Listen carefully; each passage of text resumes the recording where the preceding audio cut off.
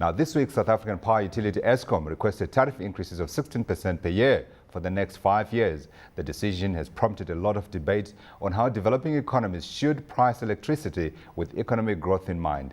Joining us now to discuss electricity pricing for developing economies are Thembani Bukula. He is a full-time regulator member responsible for electricity at the National Energy Regulator of South Africa, and Anita Mathews. She's Director of Africa Electricity 2012. Thembani, let me begin with you. Should we be blaming you for the 16% increase? Not yet. This is an application that Eskom has made. We are still going to go through our processes of evaluating the application to determine whether 16% is appropriate in view of all of the other factors that you have mentioned. Yeah, which 16% of course is a big shock number. I mean, the discussion all around the week of course has been around the quantum of the increase, particularly given the fact that we do know that Eskom initially wanted 19%. So when you consider the application, you and your colleagues, when you sit down, and I'm sure we are going to blame you anyway, whichever outcome will come out. When you consider the factors that Eskom is looking at, do you also consider the fact that consumers have been laboring under these huge increases for the last, how many now, 3 years now? Yes, we consider that our function, and one of the things that we have to do is to do this task that's close to being impossible of balancing or having a fair balance between the interests and requirements of all stakeholders. But the other objective that we have is to ensure that the electricity supply industry is sustainable both in the short and the long term, and it's efficient. But to do that, it will not be sustainable if the services are not affordable and people are not paying for them. So it's a very delicate balance that we have to ensure that it's a sustainable system, but the services or the product is still affordable. Yeah, but at the same time, of course, you have to consider the financial viability of Eskom itself and its ability to be able to raise money both here in South Africa as well as, of course, abroad. Which brings me to the question. So how do you make it possible for a parastatal to price its product in such a way that people think it's fair, but at the same time understand when that same parastatal declares a huge dividend to government and makes a huge profit on the revenue that's coming in? In this particular instance, though, we have a pact that Eskom has with the government that for the period of the build program, they will not be declaring dividends to the government. But in a case like the one you have mentioned, yes, it becomes an issue. The government is the only shareholder, so there's another part of the Eskom operation that goes to the government as a shareholder in the form of your returns on your equity and returns on your assets. That part, there's a requirement that Eskom must reinvest it into the system, so it does not go to National Treasury and become part of what of the fund that National Treasury has. So in this in particular instance, we are immune from that. But in other cases where you have to have that, yes, it is an issue. It goes into a big pot and disappears into other things. But we'll come back to that conversation. Let me bring you, Anita, here. Is there such a thing as pricing power for a developing economy? Absolutely. It is? In terms of pricing power, that's again from the regulator or the utilities that have more of a say in it. Now, from the way we're looking at in terms of the pricing, it's supply versus demand. In terms of the demand that has in the developing economy, the utilities or the governments, the regulators, how do they supply to that particular industry is what determines to a certain extent, I would say. Now, as an event organizer, what we do is provide a platform to have a discussion and a debate on what are the questions that the end user or common man can faces in terms of price tariffs. I am representing the common man. Absolutely, so am I. So that's where, interestingly, at the Africa Electricity, which started yesterday, we had a series of discussions and debate sessions covering various areas, and one of which this afternoon that we talked about, is there a right price path for the South Africa economy? And it was quite interesting discussions and presentations presented by our panelists and attendees at the show. Yeah.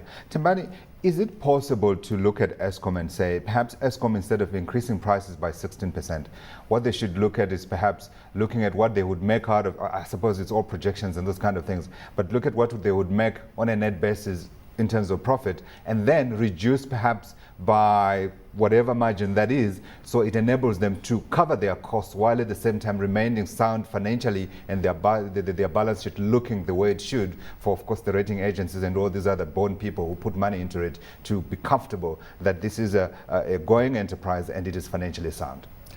The end game is exactly what you are describing. We are looking at the end of this period, and the period that I'm referring to, this is the period where we are building a lot of infrastructure because we didn't build.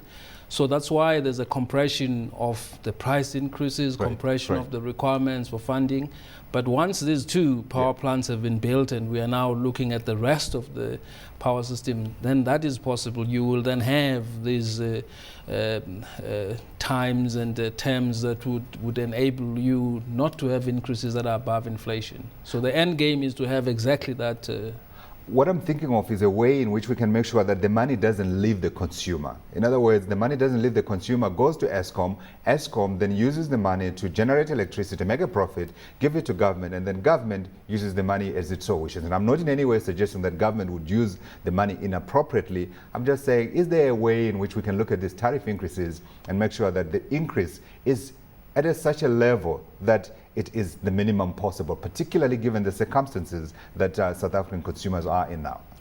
That's part of our function. We have to ensure that Eskom does not get revenues and profits that are higher than what they should get. They should get just what they need. So that's our function. But the other part that you mentioned of retaining the earnings, all of the earnings that are going to be made during this process are going to be retained within Eskom. Not a single cent is going to be taken over by government, other than the tax that any company pays and other levies that go to National Treasury. But the rest of the money will stay within Eskom and will be reinvested into the I will not talk about the Eskom bonuses and parties and those other kind of things. I'll leave those alone. But I want to talk about the alternatives that the South African consumer has in respect to this Eskom increase. Years ago, we were told that independent power producers might well be the answer that Eskom is looking at in respect of trying to keep prices down and also ensuring that Eskom is an efficient producer and provider of electricity while, of course, standing up to competition. But at the same time now, we are seeing that Eskom is actually saying our increase is 13%. The other 3 percentage point increase is actually going to, in part, it sounded to me like it would be a subsidy to the independent power producers. And yet we were told independent power producers could well be producing power below Eskom's tariffs. That may well be the case, but the independent power producers that Eskom is referring to right now are the ones for renewable energies. Now, the power from renewable energies is not lower than the power that is the average power that's generated by Eskom. So that would not be true in this case. But the additional 3% is that the reason why people have been wanting independent power producers to come in is because they will not need, whilst they are building the power plants, money from the consumers to do that. They would use their own money, but when they start injecting power into the system, then they would want their money. And these are the monies that are the additional 3%. Because Eskom is applying for this one. Eskom has been designated as a buyer of this electricity. So when they buy this electricity, they must be able to pay the power producers. Anita, are you happy with this answer?